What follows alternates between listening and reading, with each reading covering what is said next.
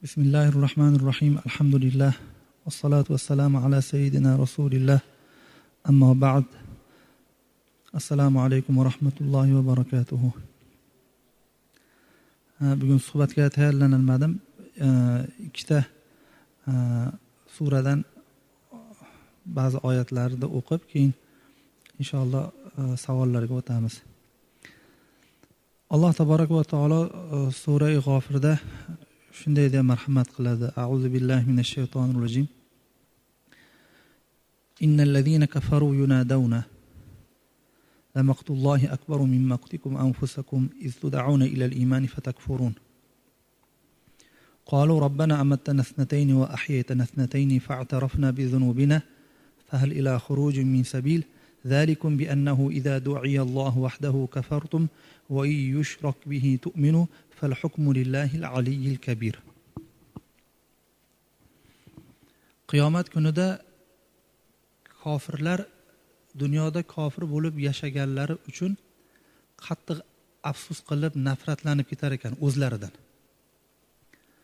Durrul Mansur degan tafsir kitobda aytilishicha, Hasan roziyallohu taolo anhudan kamoli o'zidan nafratlanganidan kofirlar barmoqlarini tishlab yevoradi debdilar. Alloh taborak va taolo tomonidan o'sha vaqtida kofirlarga shunday deb nido qilinadi: ey kofirlar, sizlar hozir o'zlaringizdan shu qadar qattiq nafratlanyapsizlar, hatto barmoqlaringni yevoradigan darajada. Alloh taoloni dunyodagi sizlar kofir bo'lib yurgan vaqtlaringdagi Xudoni sizlarga qilgan nafrati sizlarda bu nafratlaringizdan ko'ra kattaroq bo'lgan der ekan.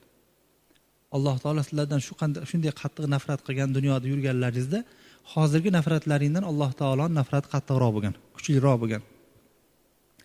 Chunki sizlarni o'sha vaqtida iymonga chaqirilganida sizlar kofir bo'lardilaring deydi. Dunyoda iymonga sizlarni da'vat qilinganda sizlar kofir bo'lgansizlar. O'sha paytda Alloh taolo sizlardan shunday qattiq nafratlanganki, sizlar hozir jahannamda turganda o'zlaringizdan bo'lgan nafratlaringizdan ko'ra u nafrat kuchliroq bo'lgan. Shunda keyin kofirlar aytar ekan: ey Robbimiz, sen bizni 2 marta o'ldirding der ekan. Ey Robbimiz, sen bizni 2 marta o'ldirding va bizni 2 marta tiriltirding. Biz gunohlarimizga e'tirof qildik der ekan. Mufassirlar aytadilarki, 2 marta o'lish bilan 2 marta tirilishdan murod nima desa, birinchi o'lim onasini qornida paydo bo'lishdan oldingi o'limi, yo'qlik holat. Yo'q bo'lgan-ku, o'lgan bo'lgan. O'lik joydan kelgan. Bitta o'lishi o'sha o'lish. Ikkinchi o'lishi bu dunyoda yashab turib o'lishi. 2 marta o'lim shu. Tug'ilishdan oldingi o'lim va dunyoda yashab bo'lgandan keyingi o'lim. Ey Robbimiz, sen bizni 2 marta o'ldirding deydi va sen bizni 2 marta hayot berding bizga deydi. Birinchi hayoti shu dunyoda yashagan hayoti. Ikkinchi hayoti esa oxiratdagi hayoti.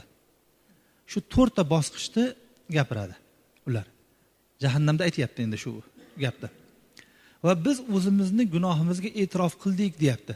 O'zimizni gunohlarimizga e'tirof qildik deyapti. Mufassir aytadilarki, tug'ilishidan oldin o'limiga hech kim inkor qilgan emas. Kofir ham tan oladi. Tug'ilishdan oldin o'lik bo'lganligini hamma, o'lik suv bo'lganligini hamma e'tirof qiladi. Dunyodagi hayotini ham hamma e'tirof qiladi. Bir qancha muddat yashagandan keyin o'lib ketishini ham hamma e'tirof qiladi. Inkor qilgan joyi qaysi? Qaytib hayot bo'lishni inkor qilgan xolos u. Bittasini inkor qilgan. Nima uchun to'rovini ham keltiryapti desa, ular aytmoqchiki, ey Allohim, avvalgi 3 tasi aniq edi. Ammo oxiratga kelganimizdan keyin ko'rsak 4-inchisi ham aniq ekan. deydi. Va biz o'zimizni qilgan hamma gunohimizni e'tirof qildik, tan oldik deganda qaysi gunohni e'tirof qildik, tan olyapti? Oxiratdan keyin yana qayta tirilish bor degan narsani inkor qilgan-ku. O'sha inkorni tan olyapti. Biz xato qilgan ekanmiz. Bizi gunohimiz shetda ekanki, biz qaytib tirilishlikni inkor qilgan ekanmiz. Mana shu gunohimizga biz e'tirof qildik deydi. Desa mufassir aytadilarki, qarang, uni qilgan shu e'tirof qilib turgan gunohi bitta gunohni e'tirof qilyapti xolos. Tushunarli bo'lyaptimi? Oxiratni inkor qilgan xolos, u bitta gunoh qilgan xolos. shu bitta gunohini e'tirof qilyapti. Lekin ular aytayaptiki, gunohlarimizni hammasini e'tirof qilyapmiz, deyapti. Nimaga bunday deyapti desa, chunki odamni dunyoda yashab turgan vaqtida qilgan hamma gunohini sababi oxiratga tirilishga ishonmagandan chiqadi o'zi. Shu bitta gunohi hamma gunohni qildiradi deydi. Oxiratda qaytib tirilishga iqror qilgan odam gunohlarni qilmasdi deydi. O'shaning uchun hammasini yig'ishtirib, biz hamma gunohni tan oldik, deyapti. Asli bitta gunoh u. Boshqa gunohlarga sabab bo'lgan gunoh. Fahal ila xurujin min sabil. Dunyoga qaytib chiqib ketishga imkonimiz bormikan, yo'l bormikan der ekan. Chunki ular umid paydo qilyapti, ey Allohim, bir marta o'ldirding, bir marta tiriltirding, yana bir marta o'ldirding, yana bir marta tiriltirding. Yana bir marta qaytib dunyoga keltirishga ham seni qudrating bor-u demoqchi. Chiqishga yo'l bormikan? Bu to'rovini sanashdan bitta sababi shu. Alloh taolo aytadiki, bu ishlarda bu jazolarni sizlarga berilganligim shuning uchunki, sizlarni yolg'iz Alloh taoloni o'ziga da'vat qilingan vaqtida sizlar kofir bo'ldilaring. Ammo Xudoga shirk keltirilganda esa iymon keltirdilaring. Ya'ni mushrik bo'ldilaring, deyapti. Xudoy taologa sheriklar isbot qilinganda o'sha sheriklarga ishondilaring. Ammo yolg'iz Xudoni o'ziga da'vat qilinganda lekin Xudoga kofir bo'ldilaring. Fal hukmu lillahil aliyyil kabir. Bu hukm oliy zot bo'lgan, kibriyo sohibi bo'lgan Alloh taoloning hukmidir. Ya'ni bu hukmni sizlar o'ta katta bu hukm, bu abadiy jahannamda kuydirib yuboryapti oxiratda inkor qilganligi uchun deb aytmang, chunki sizlarning qilgan gunohlaring ham ulug' zotni qarshisiga bo'lgan gunoh bo'lgan. Oliy zotni qarshisiga qilingan gunoh bo'lganligi uchun jazosi ham oliy qilib berilyapti, sizlarga abadiy jahannam berildi deydi. Bu bitta o'qimoqchi bo'lgan oyatimiz. Ikkinchisi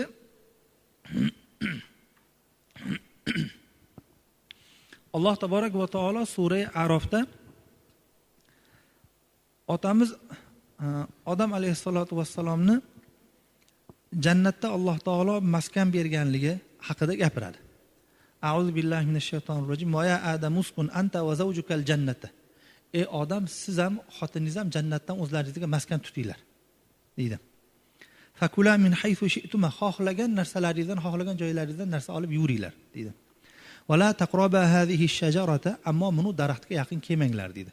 Ma'lum bir daraxtni Hazrat domla aytadilarki, Alloh taborak va taolo nima uchun shu daraxtni otini aytmaydi? Chunki o'sha daraxt badnom bo'lardi dunyoda. Hech kim o'sha daraxtning mevasini yemasdi dedilar. Biz otamizni chiqib ketishga sabab bo'lgansan deb. O'shanje bu bug'doy deya falonchi daraxtni demaslik kerak. Alloh taolo daraxt dedimi? Bo'ldi, noma'lum qildimi? Agar ma'lum qilishda hikmat bo'lsa, Alloh taolo aytardi.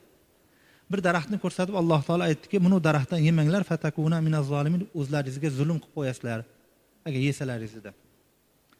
Favasvasa lahum ash-shaytonu, keyin shayton ularga vasvasa qildi. Nimaga vasvasa qildi? Ularni avratlarini, uyat joylarini ularga ko'rsatib ochib qo'yishlik uchun qildi. Va qala ma nahakum robbukum an hadhihi ash-shajarati, aytdiki, Robbilaring sizlarni bunu daraxtdan yemanglar deb qaytarishining sababi illa an takuna malakayn aw takuna minal xolidin, mana shu daraxtni yesalaring bunda farishta bo'lib ketish xislati bor dedi. Buni yegan farishtaga aylanib qoladi dedi. Yo bo'lmasa buni yegan dedi, jannatda abadiy qolib ketadi dedi. Hazrat domla aytadilarki, payg'ambarlarda qilayotgan ishlarini hech qachon isyonda bo'lmaydi. Ma'siyat qildi deb bo'lmaydi. Ahli sunnaning e'tiqodi shuki, hech qachon payg'ambarlarga gunohning nisbatini bermaslik kerak. Odob shu. Sirqonib ketishi mumkin. Lag'zish deydi Farsi, lag'zish bo'lishi mumkin. Uni gunoh deb bo'lmaydi.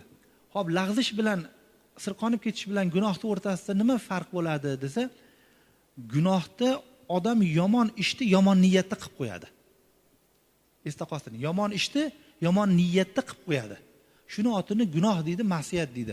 Ammo gunoh ishni yaxshi niyatda qilib qo'ysa gunoh demaydi uni. Ya'ni yaxshi ta'vil qilib turib, demak mana shu daraxtni yeyishimda jannatda abadiy qolishim bo'ladigan bo'lsa, Parvardigor olamda huzurida doim turadigan bo'lsam, yaxshi ekan yeyish deb o'ylab turib yeb qo'yishgan bo'lish ehtimoli bor. O'shaning uchun isyon deyilmaydi. Xo'p, ya'ni uni shayton tushuntirib turganda, bu daraxtni yesalaringiz shunaqangi xislati bor, farishta bo'lib ketasizlar, yo bo'lmasa bu yerda abadiy qolib ketasizlar dedi. Va bularga qasam ichib turib inni lakuma laminan nasihin dedi. Men sizlarga xayrixohman dedi. Shu yaxshi nimada, yaxshilikni sizlarga ravo ko'rib, bu nasihatni qilyapman dedi. Keyin bularni xullas ular daraxtni tatidilar, daraxtni tatiganlaridan keyinoq ularda avratlari ochilib ketdi dedi. Va tafiqa yakhsifani alayhima min waraqil janna, jannatdagi barglardan darov avratlarini yopishga keyin harakat qildilar dedi. Otamiz bilan onamiz. Hazrat Domla aytarlarki, shu yerda qarang. Alloh taborak va taolo Odam alayhissalom bilan ayollari Hazrati Havvoni va shaytonni ham mijozini, tabiatini aytib qo'yapti. U daraxtni yesa jannatda abadiy qolish xislati bo'lmagan, balki u daraxtni yesa odamni yalang'och qilib yuboradigan xislati bo'lgan aslida. Shu yerdan bildiki, demak shaytonni mijozida odamni balasini yalang'och qilish xislati bor ekan. Avratni ochilishga kim da'vat qilib turgan bo'lsa, bilingki, u shaytonning nasibasi bor u odamda. Avrati ochilgan zahotiga uni yopishga harakat qilish bo'lsa, bizni otamizning tabiatida bor. O'shanda aytadi, shoshilib tezda avratini yopishga ikkovlari harakat qildilar. Bu avratni ochish bilan ovora, ular avratni yopish bilan ovora dedi. Va nadahuma robbuhuma alam anhakuma an tilkuma ash-shajarati. Robbilari aytdiki, men sizlarga bu daraxtdan yemanglar deb aytmadimmi dedi. Va aqul lakuma inna shaytona lakuma aduwwun mubin. Men sizlarga bu shayton sizlarga ochiq oydin dushman deb aytmaganmidim dedi Parvardigor. Qala, ikkovlari keyin aytdilarki, Robbana zalamna anfusana, ey Robbimiz, biz o'zimizga zulm qilib qo'ydik dedilar. Va illam taghfir lana, agar sen bizni mag'firat qilmasang, aybimizni kechirmasang, va tarhamna, holimizga rahm qilmasang, lanakunanna minal khosirin, ziyonkorlardan bo'lamiz dedilar. Qala habitu ba'dukum li ba'din adu. Endi Alloh taolo aytdiki, endi hammalaring yerga tushinglar dedi. Odam ham borlar, Hazrati Havvo ham borlar, shayton ham tushdi. Nima bo'lib tushdi? Bittalaringga dushmansizlar endi dedi. Qiyomatgacha bu dushmanlik davom etaveradi. Chetga kelganda bitta narsa aytib beray. Hindistonda ustozimiz Arshad Madaniy Hazrati uylariga asrdan keyin odatda kirilardi suhbatga. Kirib o'tirsam, Sahih Muslimdan dars aytadigan Hindiston ulug'laridan Alloma Qamaruddin degan kishi keldilar, hassa bilan yoshlari, mo'ysafid odam, hozir ham borlar, umrlari uzoq bo'lsa. 90 ga borib qoldilar. Keyin Hazrat meni ko'rdilarda aytdilarki, "Sendan qachondan beri shu so'rayman deb yurardim. Bizni shaharimiz shu Burxonni Marg'ilon shahriga yaqin dedilar" dedilar. Bir ko'rganda aytganim, qayerdansan deb, Farg'onadanman, bizniki ham endi maqtanish uchun nima deysiz? Marg'ilonning shahriga yaqin dedim-da. Ha dedim. Buxoriy ham sizlar tomonda dedilar. Ha, Buxoriy ham Samarqandda dedim. Shu meni bermoqchi bo'lgan savolim shuki, shularda avlodlardan bormi dedilar. Men aytdim, Hazrat, bo'lsa ham biz qayerdan bilamiz, o'zlarini avlodi ham bilmaydi dedim. O'sha Burxonni Marg'ilonning avlodlarining nevaralarini o'zi ham avlodini o'zi ham bilmaydi dedim. Desam, keyin ustozimiz Arshad Madaniyning o'g'illari o'tirdilar. Amjad Madaniy degan kishi, u kishi aytdilarki, Hazrat, bu yorqindan siz so'ragan savolingiz bir savolga o'xshab ketdi. Bir odam Shri-Lankalik odamga aytgan ekan. Siz Shri-Lankadan ekansiz. Odam alayhissalom jannatdan tushganlarda shu Shri-Lankaga tushgan ekanlar. Shu avlodlaridan qolganmi deb so'rabdi dedi. Desa, u ham qolmagan hozir debdi. Xullas Odam alayhissalomning tushlari rivoyatlarga qaraganda xullas Hindiston zaminiga tushgan ekanlar. Valakum fil ardi mustaqarrun va mata'un ila hin. Bir qancha vaqtgacha shu yerda sizlar qaror topasizlar va o'sha yerdan sizlar foydalanasizlar. Qala fiha tahyawna va fiha tamutun va minha tukhrajun. Sizlar o'sha yerda yashaysizlar, sizlar o'sha yerda o'lasizlar va o'shandan tirilib chiqasizlar keyin dedi. Yerga Odam alayhissalom nozil qilganda. Xulosa aytmoqchi bo'lgan joyim endi keldi. Alloh taolo aytadiki, ya bani adama, ey odamning o'g'illari, ey odamning farzandlari, qad anzalna alaykum libasan yuwari sawatikum wa risha. Men sizlarga liboslar nozil qildim dedi. Liboslar tushirdim dedi. U liboslar shunaqangi liboslariki, u avratlaringni yopadi. Hazrat domla aytarlar tafsirida, shu yerda Alloh taborak va taolo libosda 3 ta darajasini zikr qilgan. Birinchi libos avratni yopadi. Ya'ni zarurat miqdoricha. Satr avrat bo'ladigan miqdoricha kiyim bor. O'shandan kam bo'lsa namoz bo'lmaydigan darajadagi kiyim. Varishan va sizlarga ziynat liboslarini ham nozil qildim deydi. Ziynat liboslari. Lekin so'zma so'z tarjima qilganingizda rishan deb turib aytilgan kalimani hamma agar lug'at bilgan odam bo'lsa biladiki, rishdan murod qushni patini aytadi. Qushni pati. Sizlarga avratlaringni, o'sha dag'al qo'pol avratlaringni yopadigan kiyim berdim va sizlarga ziynat bo'ladigan go'yo qushni patiga o'xshaydigan liboslarni ham berdim. Bu libosni ikkinchi darajasi. Ya'ni avratni bekitishdan tashqari yana qo'shimcha.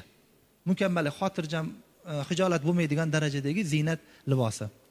Hazrat domla aytarlarki, endi bizni kitoblarda ko'rsangiz, do'ppi ham namozni ahkomlarining ichiga kirdi. Do'ppi namozning ahkomlarida ichida turibdi. Hech kim ixtilof qilmagan, odam masalan do'ppi kiymagan taqdirda ham do'ppi kiyadigan odamga e'tiroz qilmaslik kerak. Buni ishi sunnatda kelmagan, asli sunnatda boshaylang yurish degan narsa bor edi degan gapni aytmaslik kerak. Chunki Hazrat domla aytarlarki, mujtahid bundan ishoratun nasdan, oyatni ishorasidan shuni olyaptiki, qushda hamma joyida pati bo'lsa, boshida pati yulingan qushdan xunuk qush bo'lmaydi. Uni pati boshidan tortib hamma joyigacha bo'ladi. Demak, boyatki insonda ziynat boshidan oyog'igacha davom etishi kerak dedilar. Mujtahid do'ppi bilan namoz o'qish yaxshi degan bo'lsa, shundan ishora olgan. Chunki Alloh taolo ziynat libosi demasdan pat berdim deyapti, pat. Uni o'rniga ziynat desa bo'lardi, yo pat degan. Hop. Libosning 3-darajasi shu bo'ladiki, va libasu taqvo zalika xoir. Ammo taqvodorlarning libosi eng yaxshisi deydi. Taqvodorning libosi 3 darajadagi liboslarning ichida eng yaxshisi. Taqvo libosi degani nima degani desa, taqvodorlarning libosi degani. Xo'p, agar taqvodorlarning libosi deyish kerak bo'lsa, nima uchun taqvo libosi deydi desa, taqvodorning libosi shunday libosiki, odamda taqvo paydo qiladi. Odam taqvodorning kiyimini kiyib, qo'liga hassani ushlab, boshiga sallani kiyib, choponni kiyib ketayotgan odam ko'chada qizlarga qarab ketolmaydi dedilar. Libos odamni o'zi bilgan bilmagan holda taqvodor qilib qo'yadi. Posiqlarning libosini kiyib yurgan odam yaxshilarning oldiga kira olmay, o'ziga o'xshagan posiqlarning ichiga borib majbur libosi buni posiq qilib qo'yadi. Hop, zalika min ayatillahi la'allahum yazakkarun. Bular hammasi Alloh taborak va taoloning oyatlaridandir. Shoyatki ular nasihat qabul qilsalar, nasihatlansalar, ibrat olsalar deydi. Do'ppi haqida gap ketganda, uzri gunoh battar az gunoh deydi. Gunohni uzri gunohni o'zidan yomon. Gunoh qilgandan keyin, kamchilik qilgandan keyin odam kamchiligini kamchilik deb tan olish kerak. Yo, meni kamchiligim bu kamchilik emas, balki bunga ham dalillar bor deb turib, gunoh bo'lgan narsasini savoblik ishga o'xshatib, bid'at bo'lgan ishini sunnatga o'xshatib ko'rsatmaslik kerak. Sahih Muslimda bir hadis keladi, kasallik ko'rgani borish to'g'risidagi bobda. Hazrat Abdulloh ibn Umar roziyallohu taolo anhuma aytadilarki, bir kuni Nabiy sallallohu alayhi vasallamning huzurlarida o'tirsak, bir madinalik ansoriy sahobalardan bittasi kelib bizni huzurimizga payg'ambar alayhisolatu vasallamga salom berdilarda va burilib ketdilar. Ortidan Nabiy sallallohu alayhi vasallam, ey ansoriy sahoba, ansoriy, u birodaringiz Ibodat ibn Somitning ahvoli qalay dedilar. U ansoriy sahobalarning kattalari edilar. Kasal ekanlar. U kishi aytibdilarki, u kishi yaxshi bo'lib qoldilar, yaxshi tomonga o'zgardilar degan mazmunda solih u kishi deb aytdilar. Keyin shunda payg'ambar alayhisolatu vasallam bizga qaratib aytdilarki, ichlaringda bir kasal ko'rgani boradigan odam bor, turinglar borib Hazrat Ubodani ziyorat qilib kelaylik dedilar. Keyin shunda biz 10 tadan oshiq 20 taga yetmagan sahoba hammamiz Rasululloh alayhisolatu vasallam bilan birga turib, tuzli yerlarda bosib, shu sahobani oldilariga ziyorat qilgani bordik. Biz shu qadar kambag'al edikki, boshimizga kiygani do'ppimiz yo'q edi deydi. Oyog'imizga kiygani massimiz yo'q edi, oyog'imiz kuyib bordik degan mazmunda aytadilar. Shu yerdan nima chiqadi? Ya'ni biz aytgandek sahoba boshaylang yurgan emas ekan, sahobada demak do'ppisi bo'lgan ekan. Bo'lmaganlari ham zarurat jihatidan kiyolmagan. Faqirlik jihatidan kiyolmagan. Yo, bunda bu gapingiz ochiq dalil bo'lmaydi. Biz payg'ambarimiz alayhisolatu vassalomning do'ppilari bor bo'lganligiga bizga dalil kerak desangiz, Tirmiziyda shahodat bobida keladi. Shahidlik bobida keladi. Payg'ambar alayhisolom aytdilarki, ash-shuhada va arba'atun. Shahidlar 4 xil bo'ladi. Shahidlar 4 xil bo'ladi. Birinchi shahid kim u? Rajulun mu'minun, mu'min odam, jayyidul iymon, iymoni zo'r, laqiyal adu, dushmanga yo'liqdi, fasaddaqalloh, xudoni aytgan gaplarini hammasini tasdiq qilib, ya'ni sidqi dildan xudoni aytgan va'dalariga u ishondi. Hatto o'ldirildi. Shu o'ldirilsam, men Xudoning yo'lida o'lsam shahid bo'lar ekanman va Xudo taoloni menga bergan ulkan ajrlari bor ekan deb tasdiq qilib, jang maydonida kofir bilan urushganda qatl qilib o'ldirildi. Fazalikallazi yarfa'un-nas ilayhi a'yunahum. U odamning maqomi shu qadar ulug' bo'ladi, Rasululloh aytibdilar. U odamning, shahidning maqomi shu qadar ulug' bo'ladiki, yarfa'un-nas ilayhi a'yunahum. Odamlar u odamga maqomi balandligidan ko'zlarini ko'taradilar dedilar. Hakaza dedilar. Boshni ko'tardilar dedilar. Va rafa'a ra'sahu. Boshni ko'tardilar. Hatta waqa'at qalansubatuhu. Boshlaridan do'ppilar tushib ketdi shunda dedi. Bu nima dalolat bo'ladi? Bu payg'ambar alayhisolatu vassalomning do'ppilari borligi dalolat qiladi. Roviy aytadi: "La adri aqalansubata Umar arada am qalansubata Nabiy alayhisolatu vassalom." Roviy Hazrat Umarda ham do'ppilari tushib ketdi dedilarmi? Chunki hadisni Hazrat Umar rivoyat qilib berganlar. Rasulullohdan eshitgan Hazrat Umar bo'lganlar. Hazrat Umar shogirdlariga rivoyat qilib turganda Hazrat Umarda ham do'ppilari tushib ketgan bo'lar. Hazrat Umar do'ppilari tushib ketdimi yo faqat Rasululloh alayhi vasallamning do'ppilari tushib ketdimi? Ikkovini eslanmayapman lekin degan roviy. Xullas aytmoqchi bo'lgan gaplarim shu edi. Agar endi savollar bo'lsa, agar osonroq bo'lsa.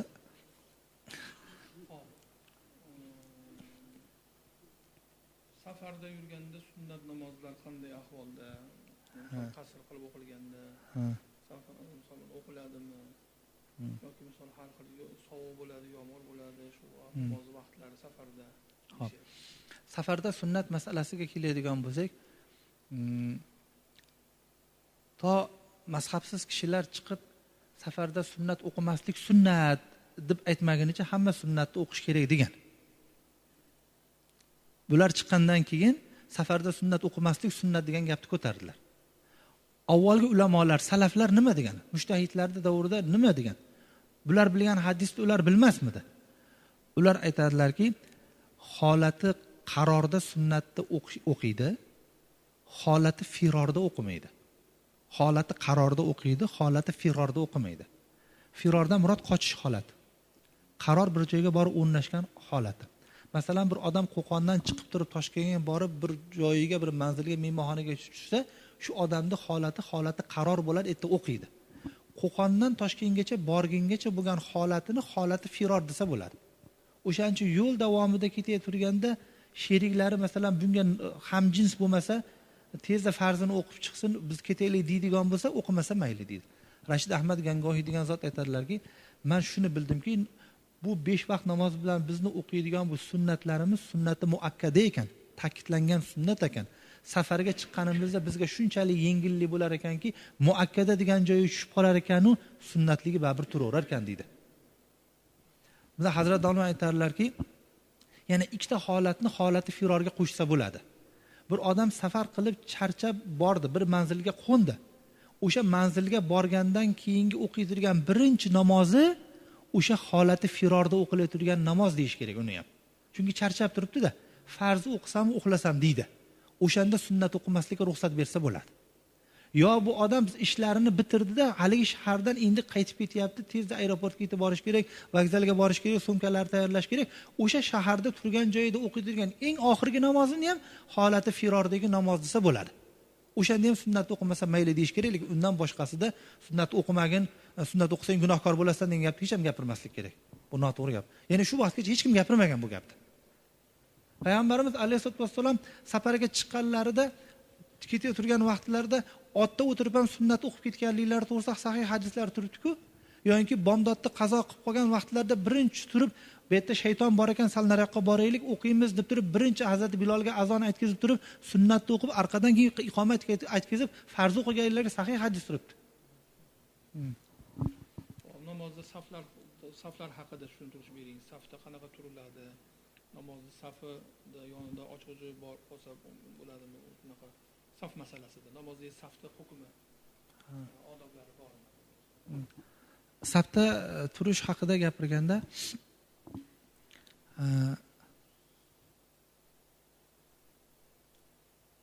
orada ochiq joy qolishligi namozni makruh qiladi. Bitta masalasi. Xo'p, ochiq qolish namozni makruh qiladi deganda qanchalik ochiq qolsa makruh bo'ladi desa, o'rtasiga yana bitta odam sig'aydigan darajada bo'lsa keyin makruh bo'ladi.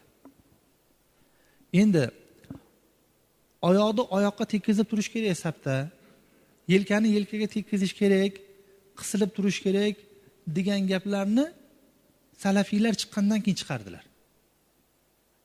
Biz va bizdan boshqa ahli sunna mazhablari hammasini e'tiqodi nimasi, namoz masalasidagi gaplari shuki, yolg'iz namoz o'qib turgan bilan jamoatda saf bo'lib o'qib turgan odamni oyog'ini o'rtasidagi masofa bir xil bo'ladi. Yolg'iz o'qib turganda oyog'ini o'rtasida qancha joy saqlab turibdi odam, jamoat bilan o'qib turganda ham xuddi o'shancha joy saqlaydi. Yolg'iz o'qiganda 450 saqlab yo bir qarich saqlab turib, jamoatga kelganda shpagatga tushib olmaydi. Mumkin emas bunday qilish. Xo'p, nima uchun mumkin emas? Sahih Buxoriyda Nu'man ibn Bashir roziyallohu ta'ala anhudan hadis turibdi. Nu'man ibn Bashirning o'zlarining qovullari. Rasululloh alayhisolatu vassalomdan qovul yo'q. Biz dinlar sahobiy oyog'imizni oyog'imizga tekkizib turardik. Yelkamizni yelkamizga tekkizardik. Sunan Abi Dovudda kelgan hadisda tizzamizga tekkizardik. To'pig'imizni to'pig'imizga tekkizardik kelgan. Endi mana shunaqa qilib turib 3 ta odam turmani etga ko'rsatib bersa, hech kim ko'rsatib bera olmaydi. Tasavvur qiling, to'pig'iga tegsa, tizzasiga tegsa, yelkasiga tegsa, hech kim bunday qila olmaydi. Mani bo'yim 1.85. 1.50lik odam meni yonimga turib olsa, hech qachon yelkasiga teya olmaydi uni. Yelkam tegishligi uchun oyog'im tagiga 4 ta g'ish qo'yish kerak. Unda oyog'iga tegmay qoladi. Demak, ma'lum bo'ldiki, bu hadisni zohiriga amal qilib bo'lmas ekan.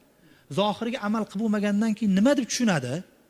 Demak, sahobalar boshqa narsani tushungan ekan deydi.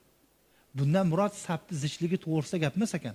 Sab mana shu yerda turgan odamni bittasi mana yerda tursa, bittasi baroqqa chiqib olsa, yelkasini ro'parasida yelkasi turmayapti. Oldinga chiqib ketib qoldi.